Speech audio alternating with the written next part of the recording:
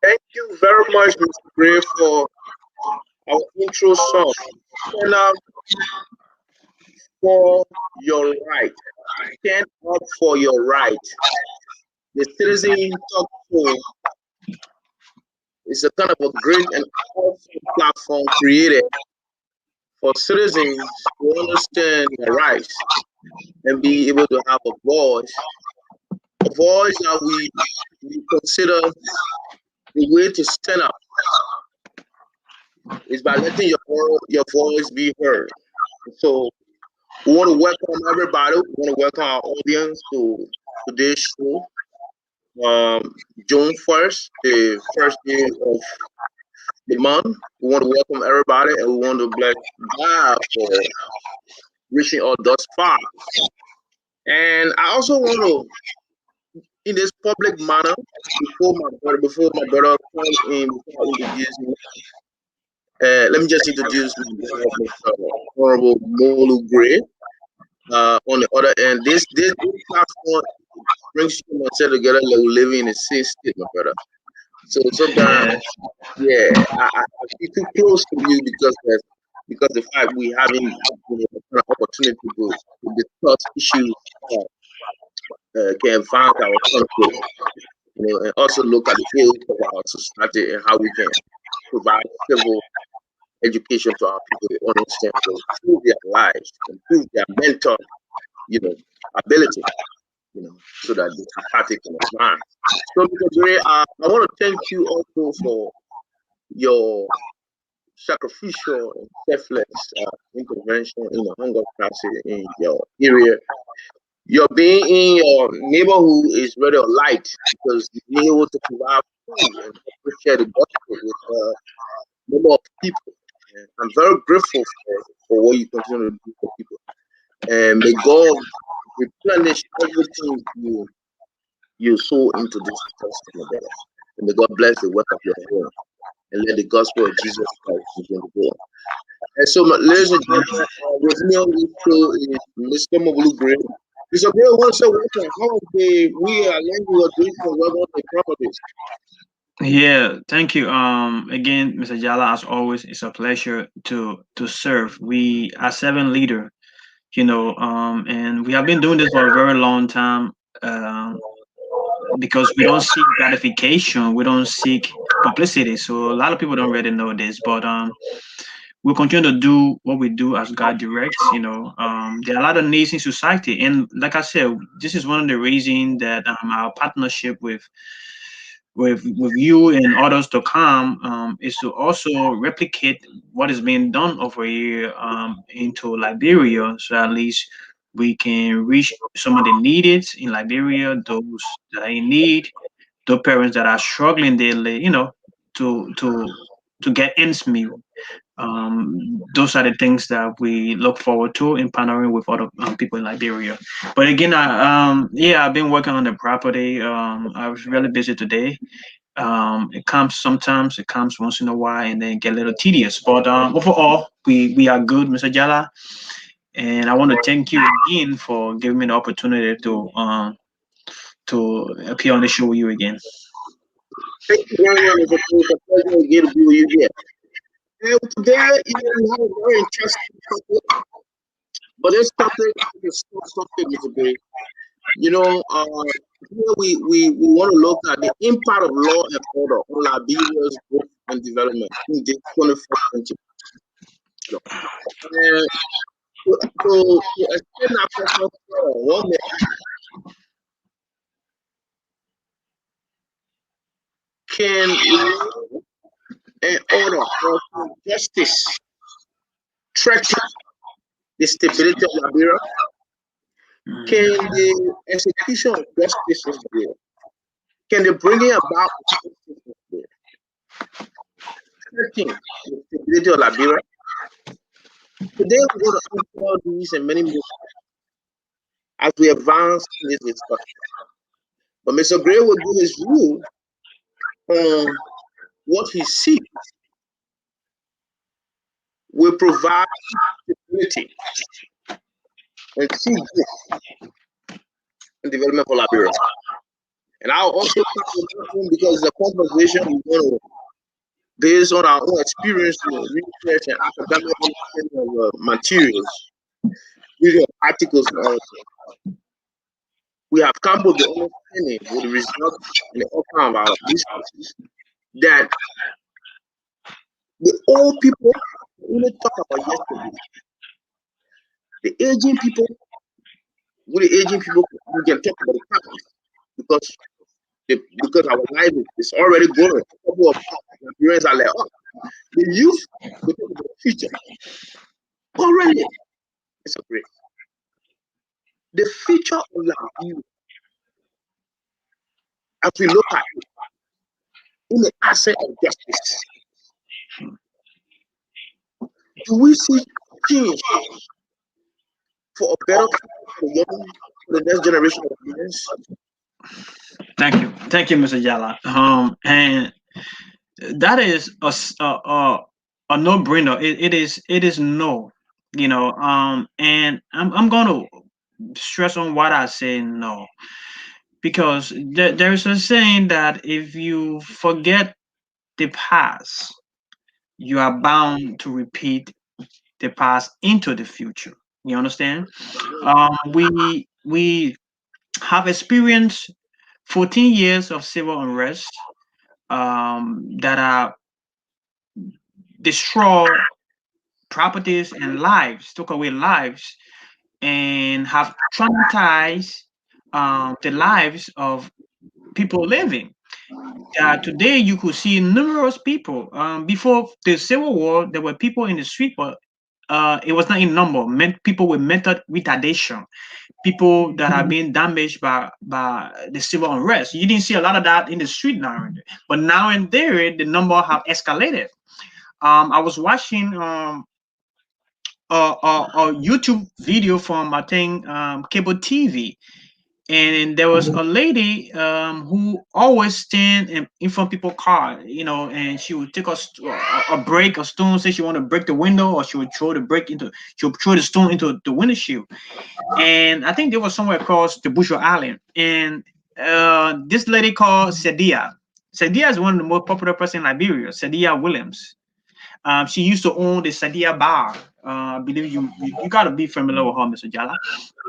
So Sadia took upon her time to say, hey, she gonna go and address the woman. She always acting like she's crazy, but she's not crazy. And Sadia took a big brick of stone in her hand, and she said she was gonna go stone this lady if they start standing for the cars and all that kind of stuff.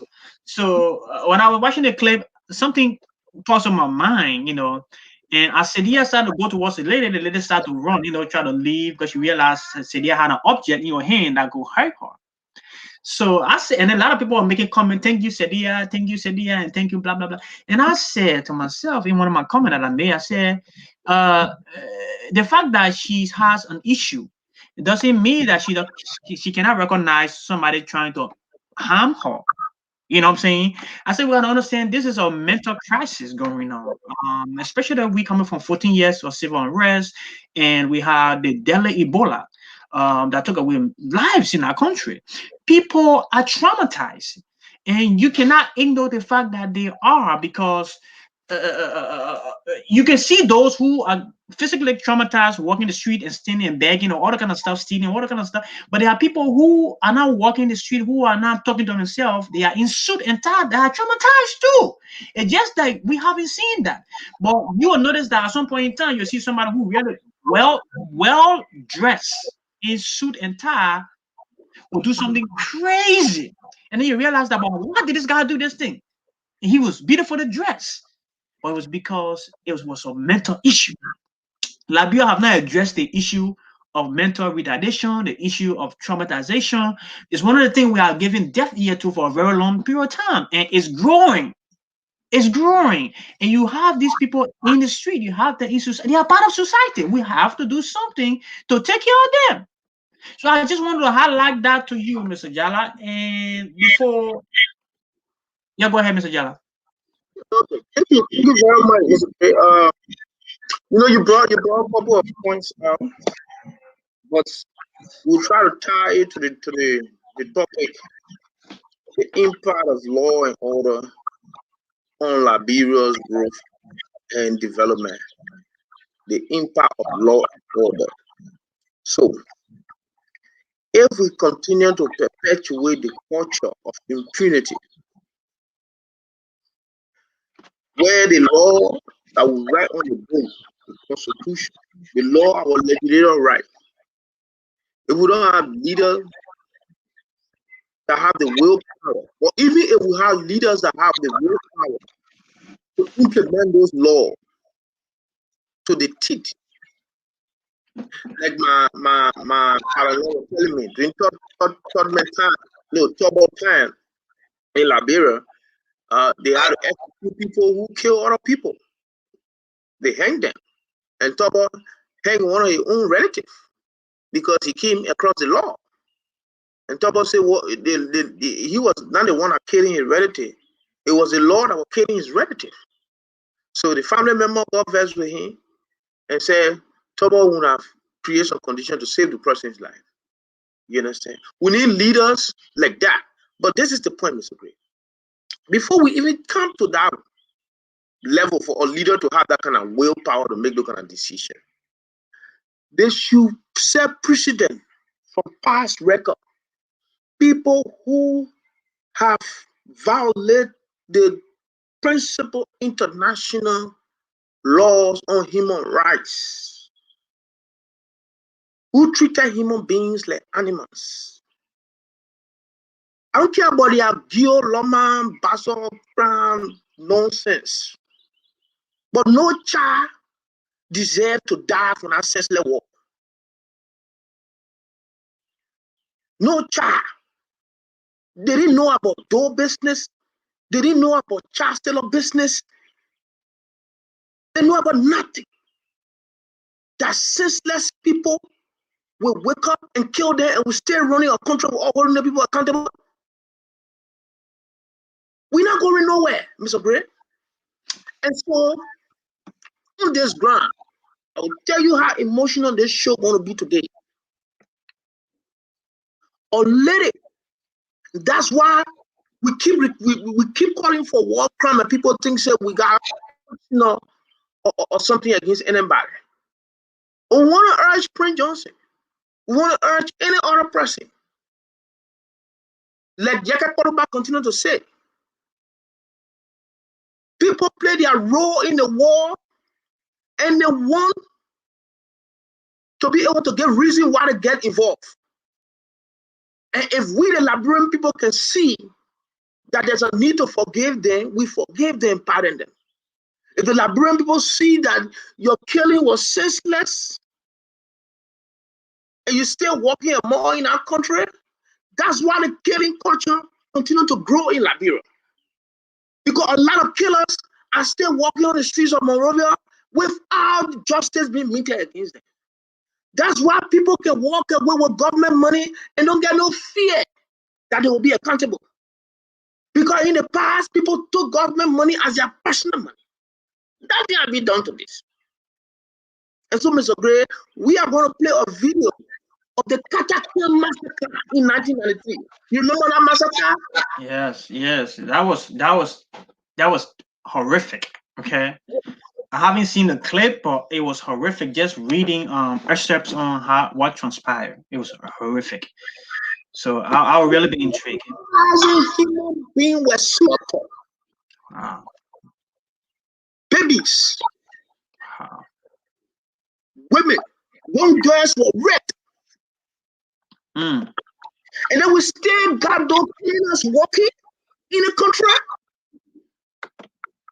Yeah, you see, that's you see, people conflict forgiveness with justice. You Mr. know, Gray, let's play the video. You see, let's play the video. I beg you, we will now go over to this video so that you see how this entire stuff is emotional. It's very, very emotional. It's very emotional. so we advise our listener It's not. audience. It's a testimony anyway. It's a Okay. testimony that that is talking about somebody experience attacking. It's not something per se that will show in the scene of the conflict. It's just somebody experience of the Katakan stuff.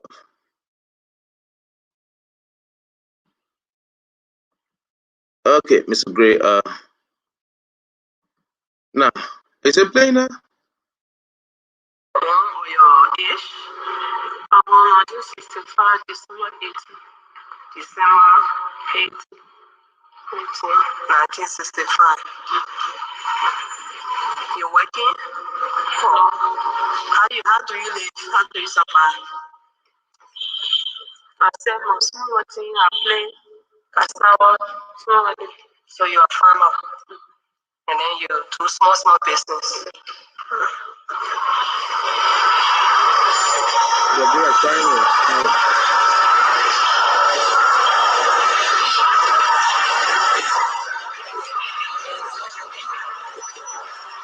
Okay. Go ahead and tell us what happened to you.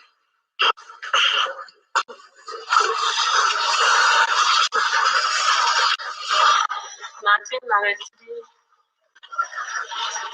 I found the Echo Monkey from Liberia.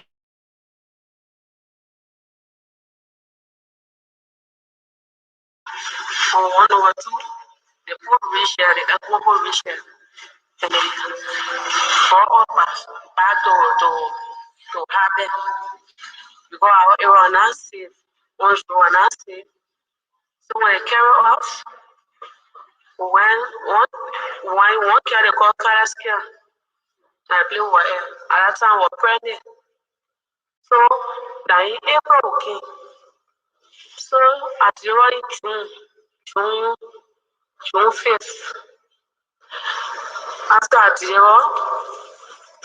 the next day at the 5th,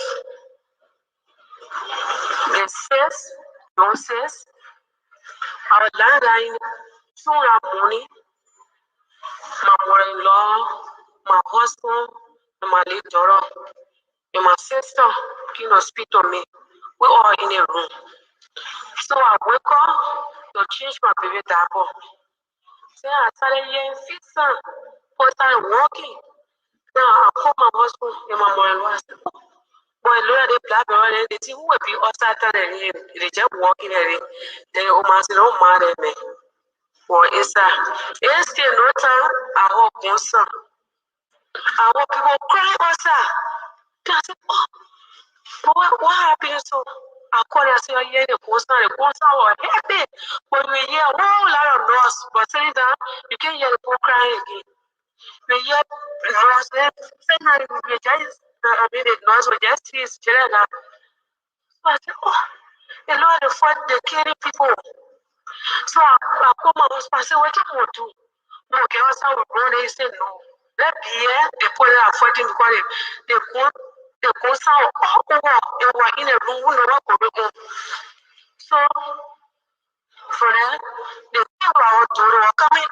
When they reach the door, they say, Papa, you open the door, and they can call the RPC men up to blast the whole house. So I they were doing. So when they reach our door, when they say, who is that here? Then I said, that meal. My husband was scared. I said, that meal. Say, you who got outside. Then what I made, the man called the man out, telling what okay outside. He said, lead the people, to us, lead the people. But not everybody will die, and not everybody will go. But lead the people, he said, no, they will kill everyone. They said, no, but they put it outside. So the man pour outside. When he pour outside, he said, what the money you get? We said, we get any money. They said, what the rest? They said, oh, we take rest. They say, okay, no, go straight to the place where they can share the rent. So I can take home. So I told the poor outside, the man told my husband was scared. He said, take on your trouser. You are not jean trouser. He said, take on your trouser. He said, I'll be going. So we're going. No one looked behind me. He was feeling my husband. I saw him on the ground. I said, oh, man, they don't care any of you.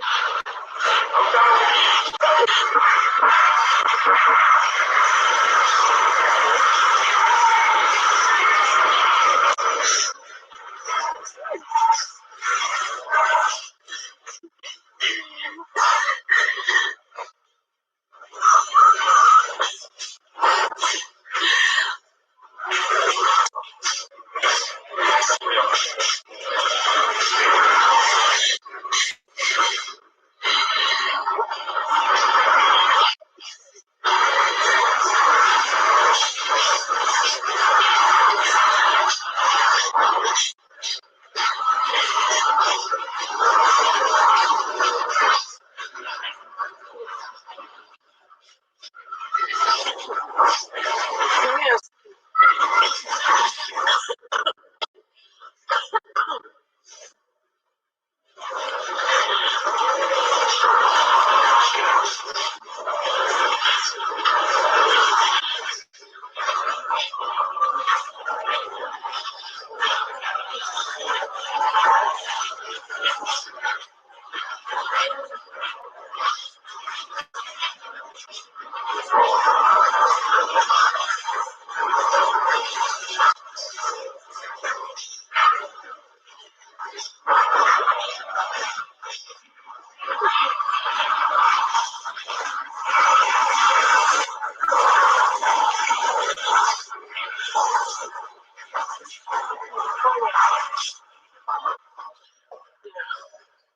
So my bill on my chest was worried.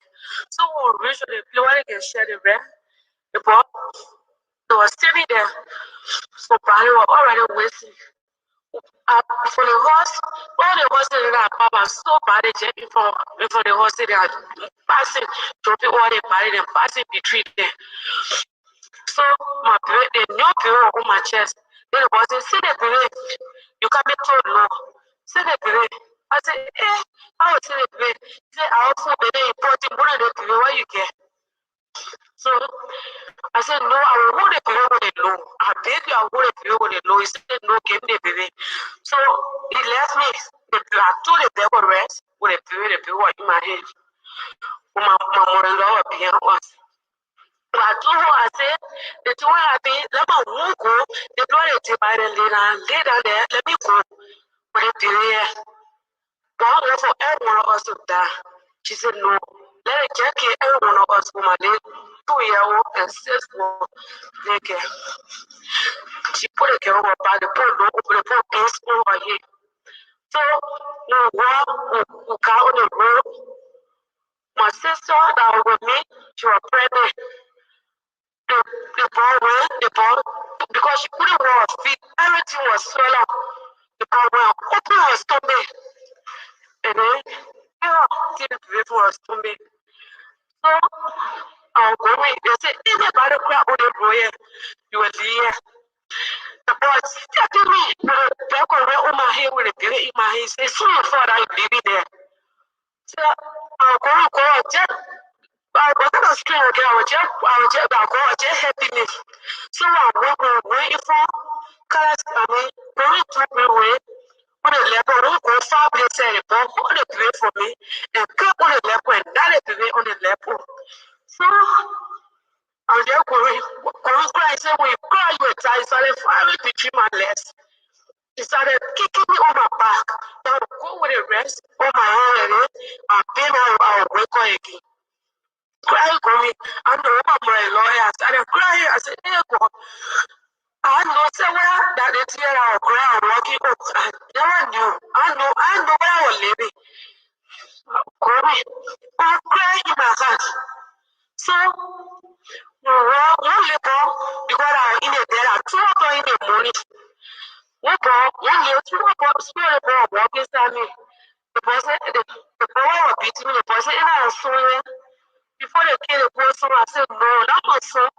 They say, you lie at your son, but I come and came to right in front of you. So rest on me, took your labor. He asked the girlfriend, he said, where ma? He said, I know where ma is. He said, where pa? You were naked. He said, I know where pa is. They said, I come and kill you. Is that your ma here? The boy said, no, that's my ma. So after he kicked the boy on the ground, the boy said, hey, Papa. He said, why you calling me Papa for? I tell you, son, he started kicking the boy. For that, the boy actually talking about for that. He said, the other boy said, wait, other boy said, wait. I don't know what you do behind me again. I don't know what I was left for you because I was only coming. On the bridge, one boy was still so, one boy was still so. Well, before they reached out, got a more shining clear out there. Before they reached there, I saw the crowd of woman. They pour in the water. So I reached there, the boy said, Kaya. I said, He said, stay. I said, I was just going. So he said, but when what are you going? Nothing I will live. Nothing, none of you will live to tell the story. I just can't run food. The red on my head, they won't walking. The bottle the red too heavy for you. Because the beating in my back, the biggest thing about knocking on my back, just from no guarantee. The bottle, okay, the best thing, let me take us to the red. Let me wait for the bomb when waste. One of the photo, the way we take us to the red, it don't happen on my head. We walk all the way, call it tuition far. We reach tuition far. We put a load on. They say around the can, I push around the can. But sit down, where we come in one meeting to pour their money up. So I sit down on the ground, crying. So from after the meeting, they say, yeah, we come and pick the goats and mother sheep. So they put in that. It was too low. They start putting on one side, putting on one side, putting on one side. I was still sitting there. Then they put out, call them hard everywhere. The walk back where put a hat on my head. You can't say, what do you? I said, I tell you, they tell me for you. You say, okay, wake up, walk on the road there. Well, when the boss said, where you going? What boss said, where you going? Push me about the land. He pushed me about the blower was saying that. I said, oh, I bought it. He said, you don't walk out. Yeah, I went. Was standing up. All the other people that I left there, children, all people, 50%. The open it, I don't know, GOG, the open it on there. The kid ever go there again. It was started going. What a whole day, I know they said that Papa, but when you walk here, they call that tuition 16, they call it play mango can. When we reach the can, the boy know that everything. Then they say, we come and carry your back to Karaska. Well, okay, all the land. Okay, all the children get on one land, the women on one land, the men on one land. So they carry your back to Karaska. So, all the boys, the boy, wow, the 2 years, I don't call it a concept, the Calabar. He said, the poor there, they're not carrying the poor, nobody will kill them. But the particular poor, they will carry them back now, they will reach. But I see it out there, when my bag, okay, all the poor there. But all the poor will not die. They say, when they put in, everybody move for boy, when he started going, I say, everybody now move, they money school, everything will come into up, and money they can be feeding because we kill each other here. The other poor will not, the other poor will go, because we go way too.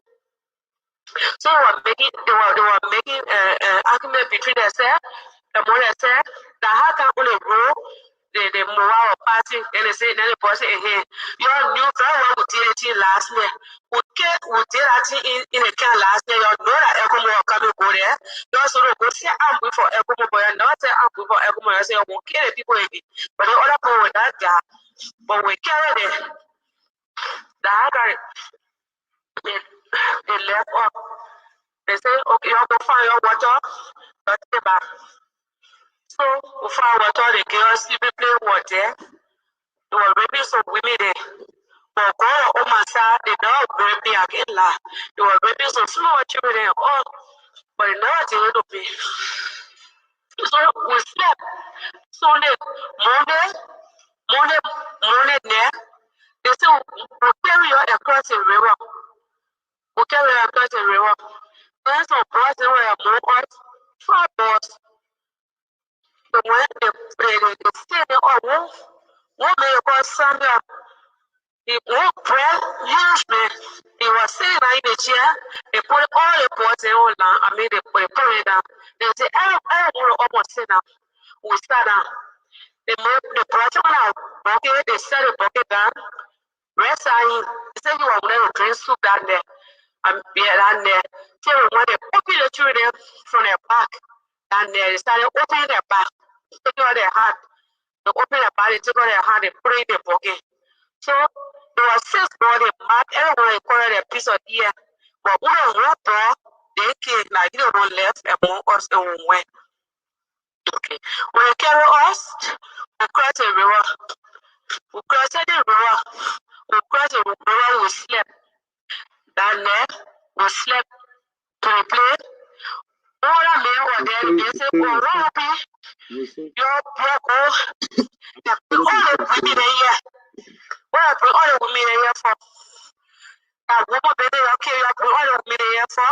But what you will do that, get killed for them again because Sadu left us.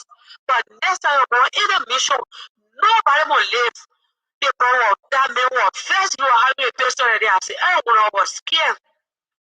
Then from the place there, they were having some kind of big machine with car tire, big tire, small tire, they put it together. They put it around here.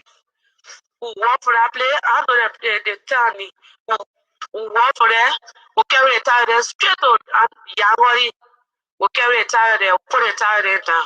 And they say that they're beating us. They're beating or they're kicking us. We reach Yagori for there, we put the tire down. Then they carry us to Chemokia. before reaching Jamokia, someone a raw fan there. Someone a raw fan there. They say everybody say that yeah, our boss make up a talk to you. I say that one may call Sopani, Melvin Sopani, he kid. He said, who all know me here? The woman will say, I know you. Okay. From there, when you say I know you, from there you talk to us. He said that here I already happy. When you're going, we can't do nothing to her again. When you're going, they will ask her. They will say, what the shooting came from? They will say from Harvard Garden. They will work for the 5 miles before you make our boss and they rescue you. So that's what I must say. Nobody must say that APFL. They will say, everywhere you go, charging up was in there. They will do something. Your life will not be safe. You will not live. So we say, okay. So when they rush all in the car, they say, what a man is that?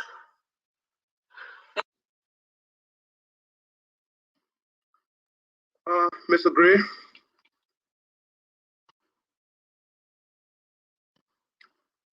we want to say thank you very much. We don't want to take all of the video time. A couple of information still here. This was the TRC hearing in Magibi County about the massacre that took place in Katoken. And for our audience, that was a victim who lost her newborn baby, who was just few days old, and her husband, and an innocent child that was lost at the hand of bandits, animals. And the way we want to link this to this topic is that it will be very impossible, Mr. Gray. Why it is true that we cannot change yesterday, but we can do something that can change tomorrow. And in order for us to do something that can change tomorrow, we need to correct some of the wrongs that were done in the past. We can't have people still walking in Monrovia who committed these crimes against humanity and stay free. We cannot institute real law and order in Liberia. And it will be very impossible for us to grow and develop in the 21st century if our citizenry are not cognizant that they take full responsibility of their action when it affects humanity. For too long, we've been surviving on the culture of tribalism. What did they or baby have to do with the Liberian civil conflict? What did that woman have to do with who was president of Liberia, who was not president of Liberia? Why she had to go through all that, losing all her family, her kids, at the hands of twisted-minded people in the name of president and war and this and that. These armless people were killed. And what some of us keep calling for, Mr. Gray, is for the international community to help us, the Liberian people. We want a new Liberia. We want a new generation of Liberians who will step into leadership in Liberia with the mindset of accountability. That's the kind of Liberian, the generation of Liberians that will move that country forward. And so that's why we continue to use this platform to call on the entire world to know that we are rallying Liberians. All your aids, all your financial support, everything you continue to give to Liberia will mean nothing to Liberians if true law and order is not restored to that country. If the respect for the rule of law is not compromised, If Liberians understand that their actions follows consequences, and they are taught, and sometimes we need to even extend to the level where we'll start teaching our constitution into our schools, civil education, to let our people know what they can do and what they can't do under the law. Our country has come a long way, and we cannot sit and continue to dodge the reality. We will not develop if we don't bring about justice. Those Liberians that lost their life for no reasons, babies, my name is Gray, all these things, every day I feel pain. Why should a baby die at the hands of, why? Because somebody was crying, another person was killed? Why? Mr.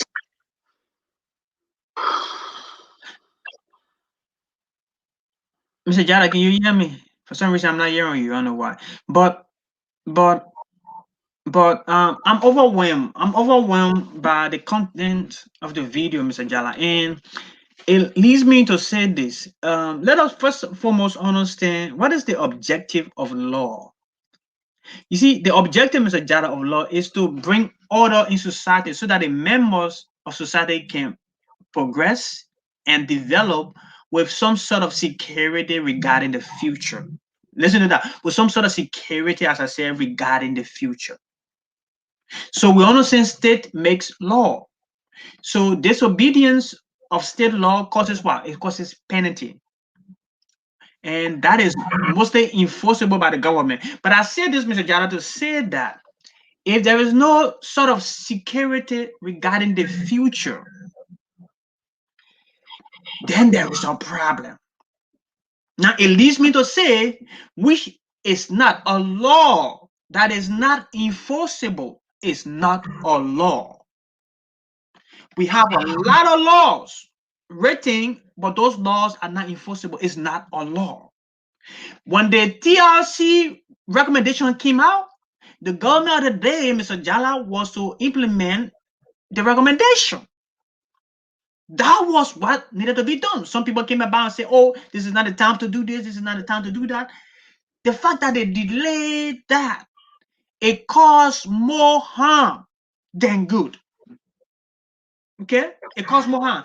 Law actually affects society because it allows society to put people away that wouldn't obey the law. Those guys, listen to that one more story. That is the story of many Liberians, Mr. Jala.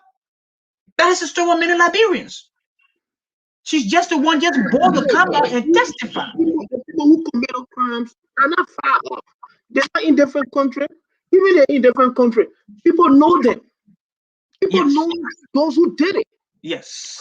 The representative Dixon Siebel, okay, in plenary was in tears accusing Representative George Bully of murdering his family, a family member of his. And it was so brutal in that plenary section.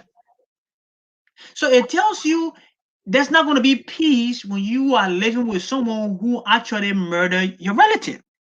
You see them every day walking freely in the street. That is why we have incarceration. That is why we give people the opportunity to exonerate themselves. You know what I'm saying? So we consider everybody as innocent until proven guilty. But that is why we need the war and economic crime code to come so that people can free themselves. Maybe other people retaliated based on threat to their lives. We don't know the story, but listen to this woman's story. I've seen a few things over Mr. Jada. That these guys were influenced by demonic power. There's no sound human being, Mr. Jala, that will take the life of innocent baby that got nothing to do with the crisis or the conflict. Take the lives of innocent baby. Open the belly of pregnant women. Those were brutal and heinous crimes. There were people who were eating people alive. They were cannibals. They were eating people. That was demonic possessed. And remember, the Bible said that the enemy comes to steal, kill, and destroy. That was destroying that which God created. That was the intent to destroy.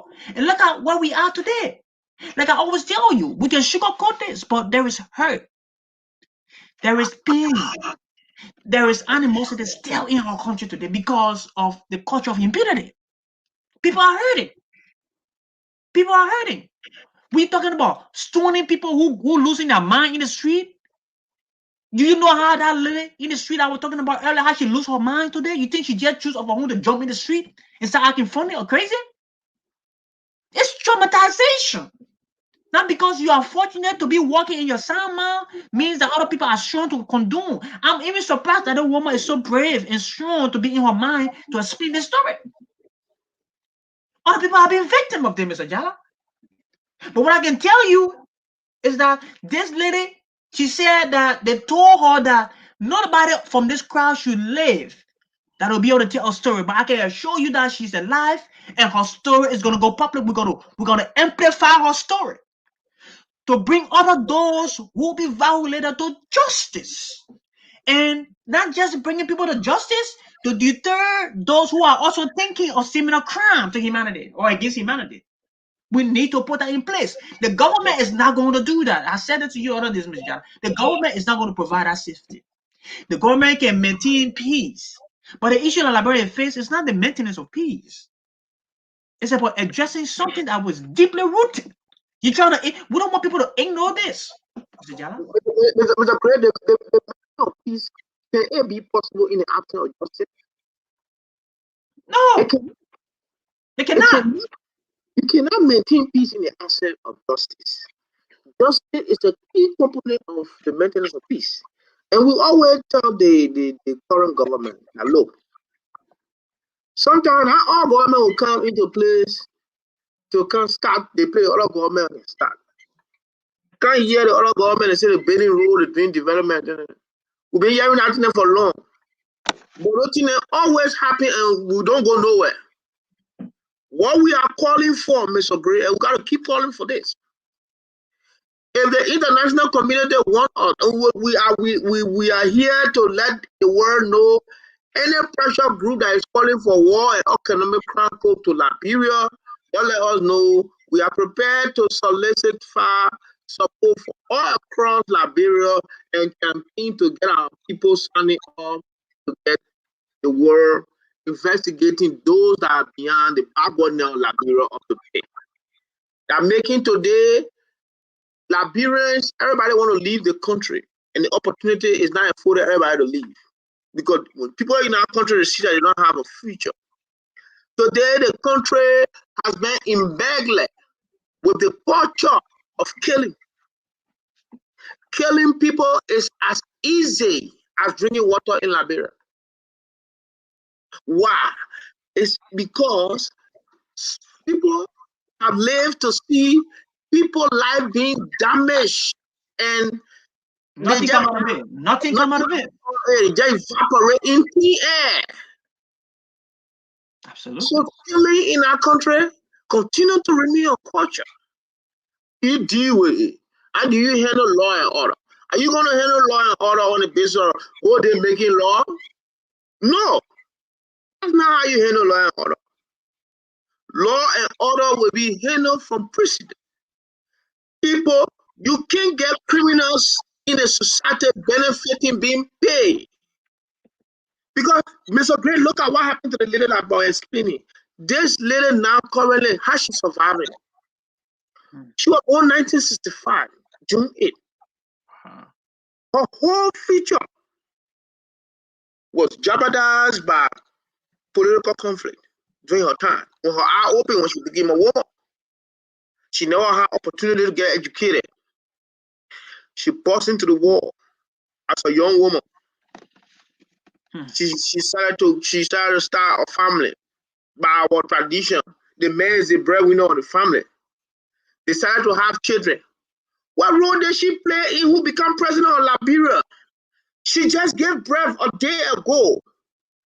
The rebel rank Sa, MPF rebel rank Sa, a village. going from house to house, killing people. Why killing the people? So, can you tell me the reason why? Asking people, were they enemies? Okay, let's forget about all the other people to kill. They went and take the young baby, slaughter the woman husband in front of her, then he take her a transit, shooting him, take the baby, smash the baby head on the pool. A little boy who got lost from his family, running away, looking for help, grabbed by labor, stabbed him with knife, got his throat. What is this? Mr. Jada, you see, they didn't just murder the baby. They smashed the baby to a wall. That's a graphic that's in my head. You didn't just shoot a baby. We need justice in Liberia. We need justice in Liberia. We want for justice to take a course so that Liberians can be serious, our leaders can be serious, so that people will take Liberians' business serious. We need war crime and economic crime code in Liberia, because we don't care who is it, from Manasari, from President Dotan, all the government officials at work. We're going to investigate people that manage Liberian resources that were appropriated to their care, that executed the Liberian budget. We're going to investigate them. We want to investigate the war crime from 1980, war and economic crime. These people, and careful, Mr. Bray, when they steal these Liberian people resources, because the resources are cursed, because the resources got blood on it, because the resources, because of the many deaths in the hospitals, in our Liberian medical systems, that mothers are dying from birth, and children are not getting treatment from hospitals, and our people are dying from curable diseases because of these corrupt acts. So you don't have to go and shoot somebody, so that your action can kill so many people in disguise. And this is the more peaceful death.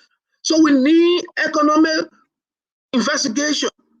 How the Liberian resources were spent on certain people care. And we need to know those people for a national sense to protect every Liberian. If you know anybody that committed crime against you, and you got enough evidence to prove, come up, we take the person to the court and prosecute the person. Mr. Jada, let me ask you this question. I don't mean for you to answer it, but for our audience as well. Do you know why you are seeing people who were greatly involved in the civil conflict are holding lucrative positions today in government at the expense of the people? And the reason I'm asking this question is because, according to the UNESCO report, our illiteracy rate in our country is as high as 52%. I believe it had increased from 52% because that was 2017, 52%. So now people are not intellectually inclined to say, hey, I will be able to distinguish a great leader from just an ordinary leader. People cannot distinguish that, so to go to the pool and based on their gullibility, you know what I'm saying, they vote people that committed crime against them into power. But we are saying here, because of their gullibility, we're not going to allow that to happen. That is why we must advocate for the court, the war crime, the economic court to come, so that it will indict those that participated in this war to exonerate themselves if they are free. Because our people cannot make the decision for themselves. That is why our people keep voting them into power. They can read between the lines, Mr. Jala. Yeah, and this level of poverty, that lady is that. Look at what she's surviving on, making garden. All that she went through in her life, she don't have no skill, she don't have no education. She now surviving on making garden, selling coal. Her whole life was torn apart by senseless people. What is this? And these are the people that are told to vote for them again. Yes, I'll give you rights. They see lie to them after the massacre. When the lady left, they carried the people to Banga for the UN to ask them what happened there. And they told the people that, oh, you know, God is a master strategy. He always set up things his own way. He did it for the future. He did it for Moses, you know.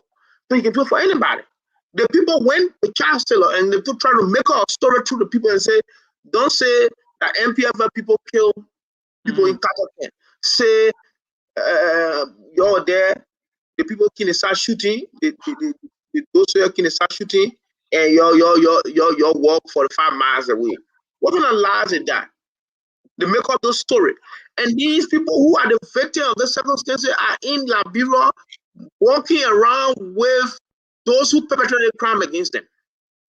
And they see every day. They got no voice. They got no voice. Nothing is done to them. They got no They voice. get more powerful and more powerful. So what kind of culture are we trying to show in this 21st century? How will we advance with these kind of culture? Liberia culture with impunity. We're not going anywhere, like you said. Like you said, that is why we got so many laws on the book, but those laws are not implemented. And laws that are not implemented are not considered law. It has to be effective. It has to impact society. So y'all keep making laws and the laws are not being implemented. They are not laws. But we must understand this, Mr. Jala.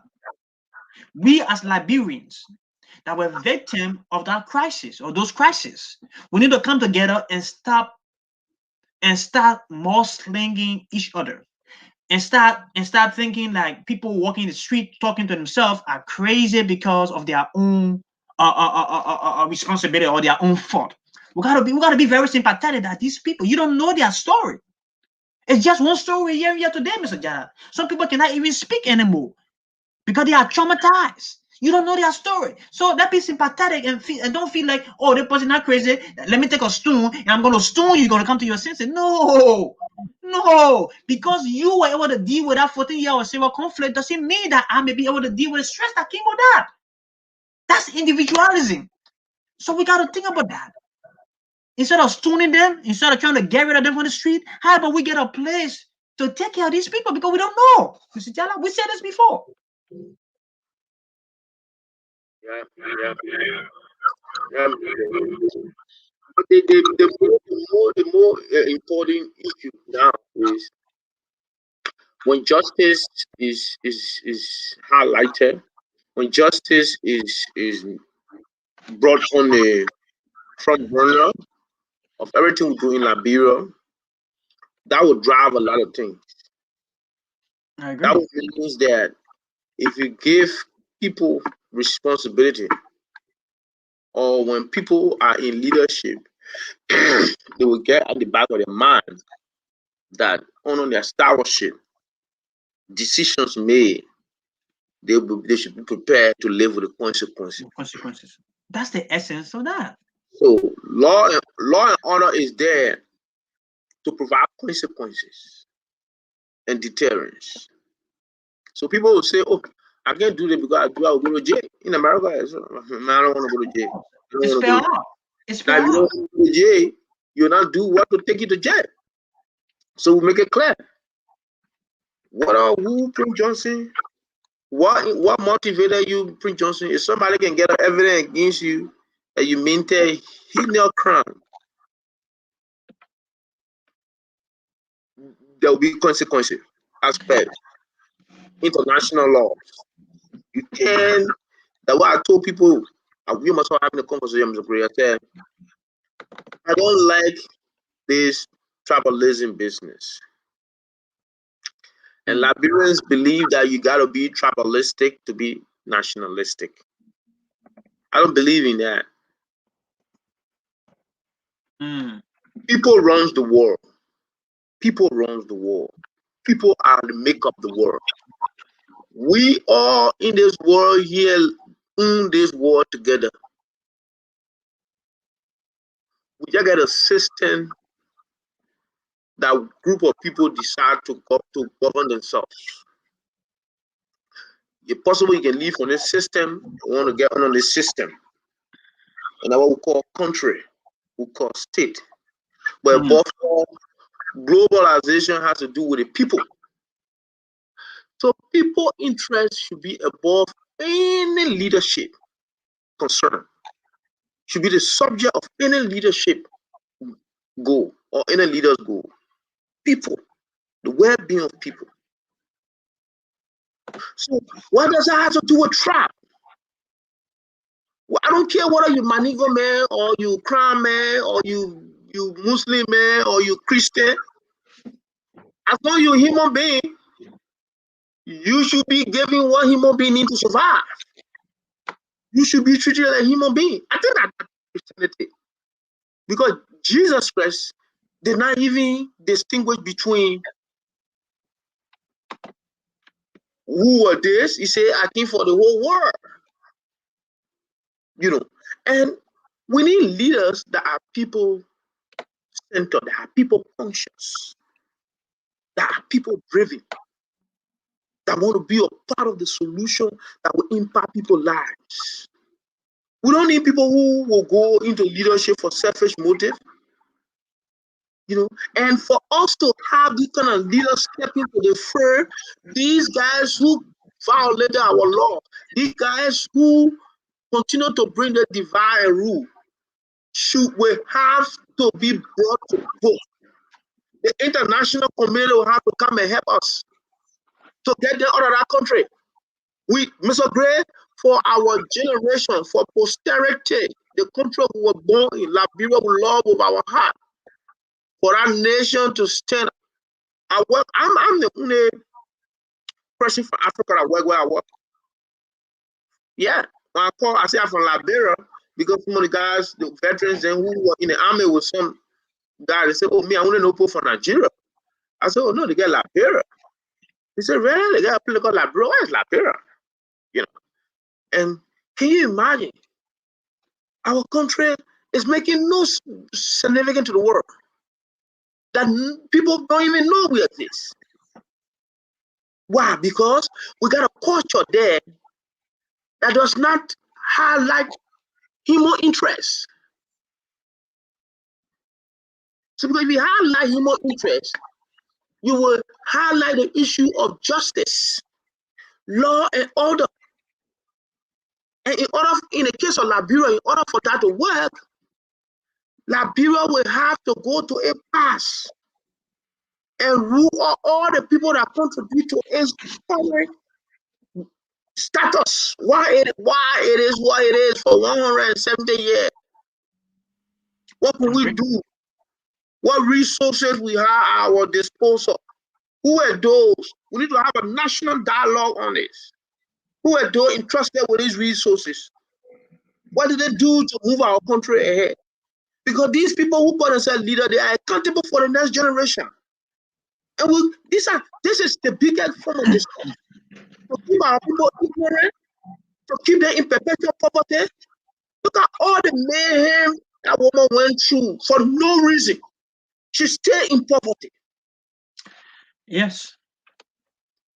She stayed in poverty. What wrong did she do to be alive? She did not participate in the war. She did not do nothing. She was with her husband. They were having kids. They born a young baby who did not know nothing about the war. We need justice in our business. We need justice. Without justice, you obey rule. You obey skyscraper. You will do anything in Liberia. Nothing will be taken seriously in that country. Let me.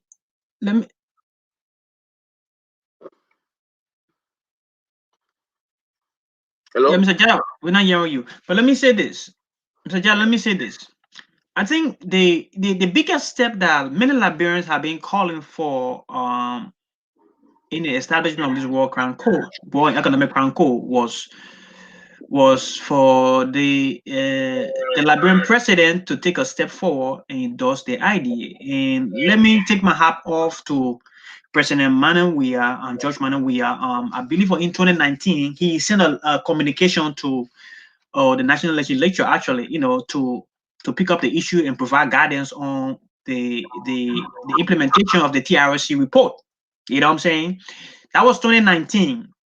Up to date, Mr. Jada, I don't know where that stands, but I think if the president is very serious about the implementation of the TRC report, because the recommendation that came from there, not one were implemented. Not one. If the president is mean business he wants to be a true reconciliator, and he wants to foster this what I call peace or fragile peace, because I say fragile because it is just hanging there. The peace is just hanging. It can get tickled, it can get tangled at any moment because people are actually mad. That is why you can hear people making threatening statements here and there. But the president has to push this concept. And if that has to be even mentioned in his speech, maybe some of his speeches at the General Assembly, that is something he has to do. But we cannot rely on our legislature because they have not done anything since that thing was being the recommendation came about. Now I heard that over 1 year for the three of them are in favor of it, but then what are you doing if you're in favor of it? Take the necessary steps. Take the necessary step, Mr. President. You need to reach out and you need to let them know that this is a paramount issue to the Liberian people, and this is a paramount issue to this peace and security that we enjoy today. If we must maintain this, we need to clean the house. How do you clean the house? You need to have this true and reconciliation commission report be implemented. We got to get to a point that this has to be done. And one of the major issues that I called for was the war and economic crime called Mr. Jada that you and myself are talking about. That was one of the major things. And if they call for that, we need to make sure, Mr. Jala, we need to make sure that everyone that are listening to us, especially the organizations out there that are in a fight, we need to push more. We need to push higher. We need to reach out to the president because we don't just want the president to just leave it out to the congressman to Mr. Grill, with all due respect, the president's action was political. It was not intentional. With all due respect, the president never meant that. Because the president gave justification. You were even saying that. Why at this time? Mr. President, when then? When then? At what time? What time?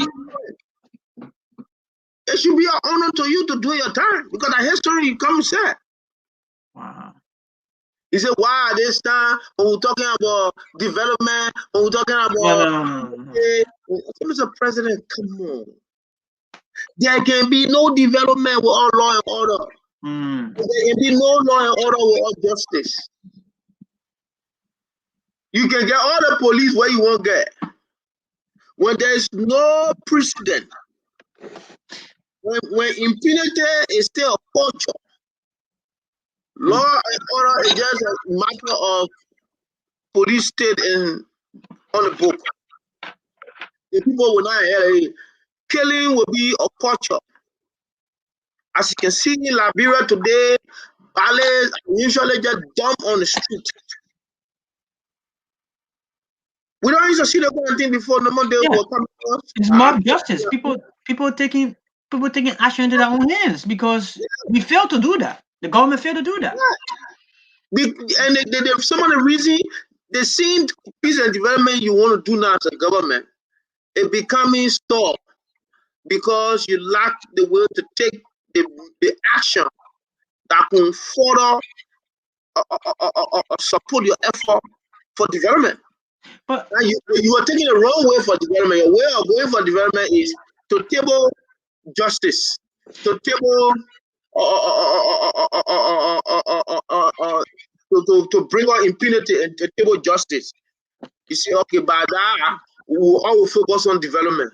Mr. President, I disagree with you. I think the way development will happen, because if you table that and say, yeah, we will develop the country, and then at the end of the day, the record of the people that are working in your government, they got human rights record. Then you get to notice that people are amplifying who they are to the international community. What it does is that it holds back credible investors from coming to further augment the government effort and drive that development agenda. They will not come. You're going to hear about the human rights record of the government and the economic crime that is being carried out in the country. So I think the way you can attract investors is, number one, to bring to set precedent on impunity. Encourage the whole country to have a will. Pressure the legislature. Don't question the father why it should be now. Why it shouldn't be now. Can you recommend a time better than this time? There's no other time. I think it should be your honor that your regime Yes. will be setting a record that will forever go down into the history of generations. Our children can see. Mr. Jala, let me ask you a quick question, Mr. Jala. I know you've been following the issue about Senator Prince Yellow Johnson being the chairman for national security, chairman on national security and defense.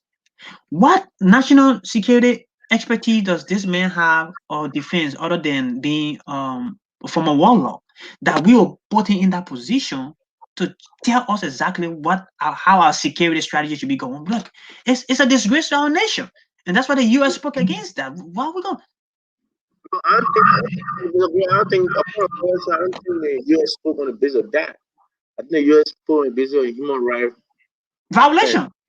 I'm saying this to you. I'm having a conversation with you because I'm saying, do you know him to be someone with that expertise? Yeah. Prince Johnson was like a general in the army. He was in the Liberian military. He was trained by the U.S. He got a couple of military background, strategic ones. Yeah, you check on Prince Johnson. He can even be a defense minister. Should he be rewarded? No, okay, with that, now let's say the decision to head committees in any parliament is a political decision. It's not a decision that is up to any international or group or foreign government to make. I think in my mind, that is not fair on the part of the Liberian legislature, on the part of the government, U.S. government, trying to defeat the will of the Liberian people. That's undermining democracy. Yeah, but Mr. Jala. So for me, that's my stand on that. But on the other hand, Prince Johnson, I think if anybody has any claim and evidence that can point to a direct injury that Prince Johnson made on them, on their lives, because everybody get a reason for which they got involved with the conflict. And to the extent the crime they committed on people and the injury it has on them today, we can have a court that will bring some litigation to the victims. If there can be an evidence of the action of the perpetrator that injured the victim, and we all see.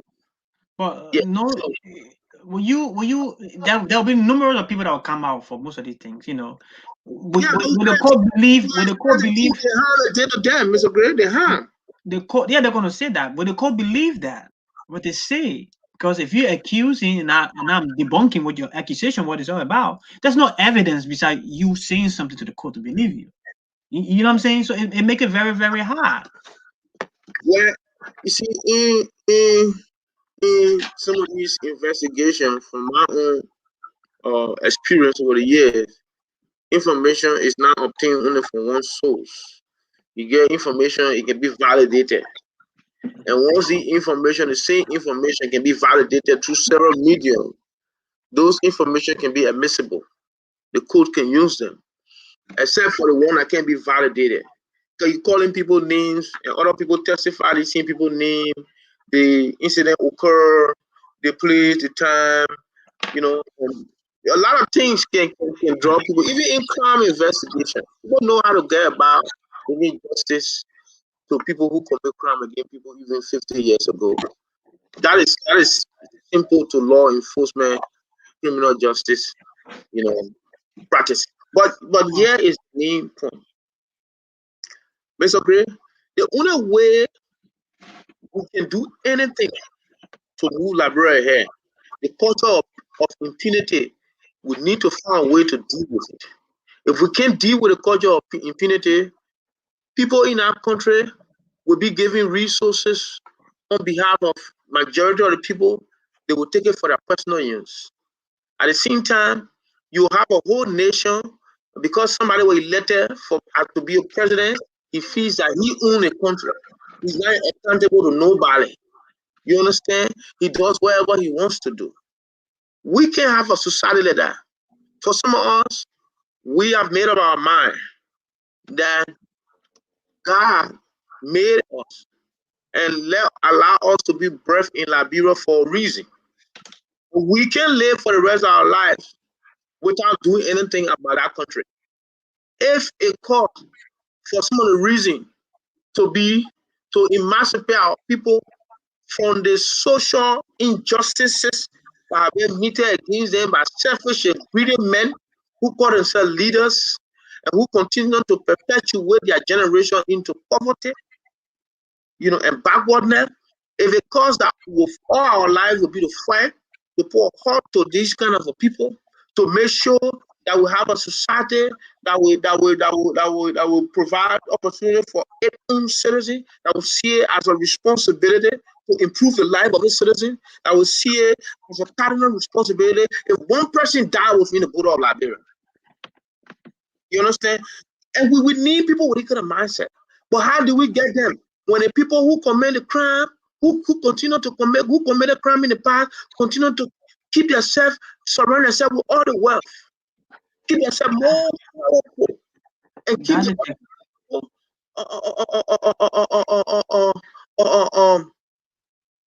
poor and perpetually downward. Yeah, you understand? Yeah. So these are the kind of situations that we say no. If we can stop these people who committed crime in the past, who hurt our people, who continue to cause poverty, to have a root in our nation, and stagnation to be the only thing our generation will know. These people should be held responsible. And we don't want it to be done by only us Liberia. We want it. They see where the international community gather money during Ellington. They send 17,000 peacekeepers to Liberia. They spend $500 million to make sure Johnson sees in Liberia. They can spend money to make sure we restore our independence to law and order. Because that's the only way our country will develop. That's the only way our country will advance. When people get there at the back of their mind that when they are given responsibility over state resources, they will be accountable. The law will be applied on them, and they will have to face the law for anything they do against the law. We need to set that kind of culture, and that starts with the kind of a simple thing. Go back, we set a war crime tribunal, an economic crime.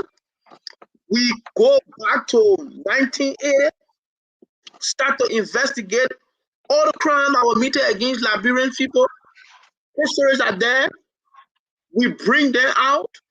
All of the deaths during the war, massacres that took place, those that were responsible, victims that are alive, perpetrators that are alive. We need to hear from them. We need to decide as a nation whether there's a need to forgive people because of the reason or the influence that they were under that led to their action. But we can't allow for babies who didn't know anything about the war to die, and we turn our back on it and still be running our nation. Mr. Jara, I'm open for forgiveness, and that is what my Christian faith teaches me, to forgive. But what it also teaches us is you don't forgive to see reoccurrence of the incident. You know what I'm saying? Mm-hmm. I'm all for it. But that is what I'm saying. If you talk about forgiveness, the Liberians people have forgiven. Whatever have transpired, they have forgiven. But the hurt is still there because people are still taking advantage of the fact that it was a society of impunity that is still going on. If they say it has stopped, then they won't have a problem. But the thing is just going through economic crimes. You see officials investing in funds, taking public resources for their personal aggrandizement and so forth. It's a continual process. That's why we say we need this court, Mr. Jala. Because it has to come to a stop. We need it. Without the court, it's a president It will build all the roads. It will be destroyed. Yes. Madam Sadi refused to implement it, and she see the result of it. At the end of the day, after she run the country for 12 years, it appears as if billions of dollars were not spent in Liberia. Yeah. It appears as if Liberia money never passed through that country. But why Because must we ignore the root cause of what we are yes. today? Yeah? So even we will do all that he can do. If law and order cannot be restored through the implementation of justice. And to do this, the first thing we need to do, the court got to be in Liberia forever. So There you go. the best way to do it is to call the international, the ICC, the international community, the Liberian people. We can go to a referendum. We can decide that as a nation, the international community, we can do a documentation of how the court, the structure of the court can be. We can decide that this court will handle human rights violation issue during the war. We don't care about this, that. Who gave you the order? That one thing. But you who did it, if you stay around, you have to bear the full. The same thing you say people who commit crime that kill people, they got psychological problem, they got mental problem. Yeah, it is true. That's why in the prison compound, they rehabilitate them. Because no normal person will take the life of another person unlawfully. No, that you should be on a certain influence. Yeah. So they have to be rehabilitated. But by and large, you being rehabilitated does not negate you from the punishment. That's why you're behind bars. We will help you. We will rehabilitate you. But we will take you for our society to serve as a deterrent. That let our own brother then there will take them, whether you get money or not. You can be Ben Euro, you can be Prince Johnson. You spend the rest of your life behind bars. In terms of economic crime, we investigate Madam Salih and her prior ministers. What they left there? What was their 10-over note? We need to audit what came in their hand and how it was expended. What's the dividend? What are the tangibles? If most of the money went to overhead costs, that we talk about salary, that was what Madam Salih government budgeted most of the money for. Let's she justify that. Who were those salaries go to? We need to know that. Then, we will identify economic crime. Economic crimes are misappropriation of the intended resources. When you misappropriate resources, especially resources, you divert it to your personal use at the expense of the massive lives. That's a more grave crime.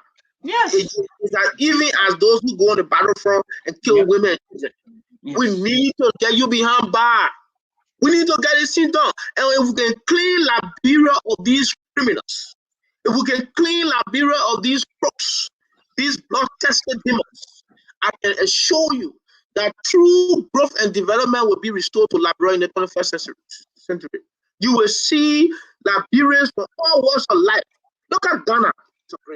Look at Ghana. When people say, oh, Ghana looking, Ghanaians are the one building Ghana. Let me tell you the truth. They're Ghanaians in the diaspora. Ghanaians in the diaspora. But you know why? Because all in the country.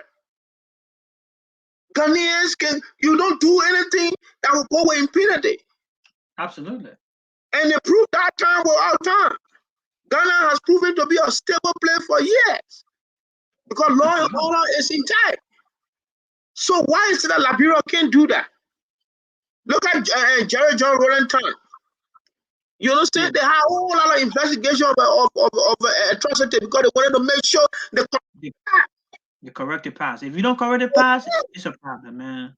It's a problem. We can run a nation with babies killed up, with rapists still running around in the society. Yeah.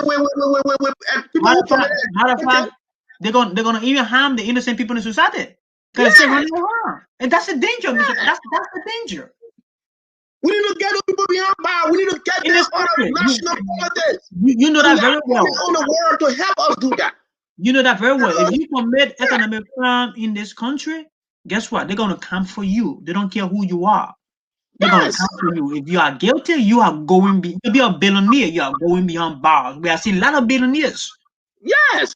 We But this is can't law. even drink just their time. We can investigate who they were. And before you go into power, what you had. Yes. Before you go, I don't care you Mangel, you 12. Before you go into power, what you have. Okay, what you But got that's one of now? the reason. That's one of the reason the issue of declaration they have taken it lightly in the country because Yeah. And we're gonna go behind everything that behind them that related to them to check how they got what they got. Anything in their world, we're gonna check.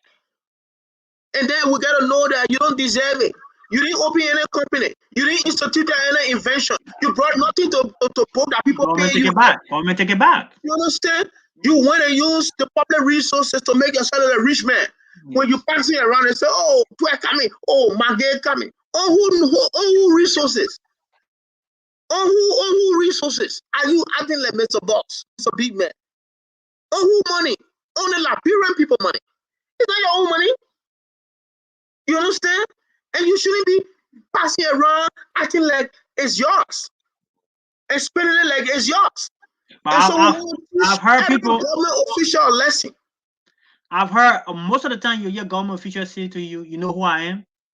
Yeah. You know who I am." They threaten the people who get in there. You know who I am. Yeah, Mr. Gray. So now, Mr. Gray, our major concern is, and this is the case, this is our case we're making, because for our country to develop, it has to deal with some issues that continue to undermine its progress. And one of the things that continue to undermine progress, that the people, the Liberian citizens, are frustrated to the extent that you can see it in their disrespect for the rule of law. Their disrespect for law and order. Our disrespect for law and order in Liberia.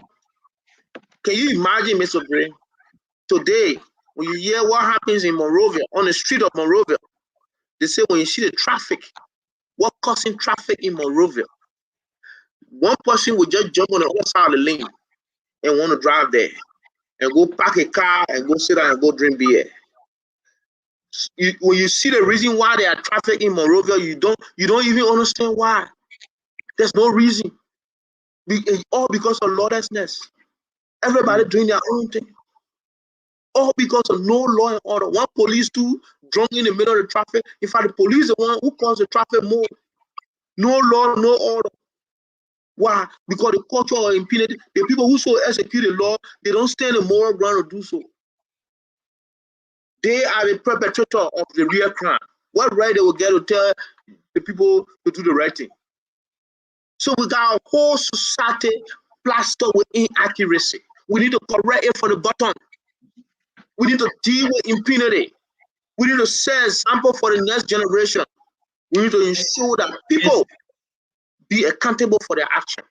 Mr. John, it's like saying the Bible said, a man who builds his house on a sand, when the wind comes, is going to break down, right? Then a man who built his house on a rock, right? You remember that parable, right?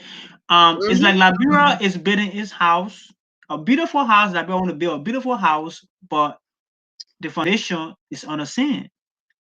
The house that we're trying to build, the streets, the roads, all of those good things that we want to do, we are doing it on a sinking foundation. The foundation is not strong.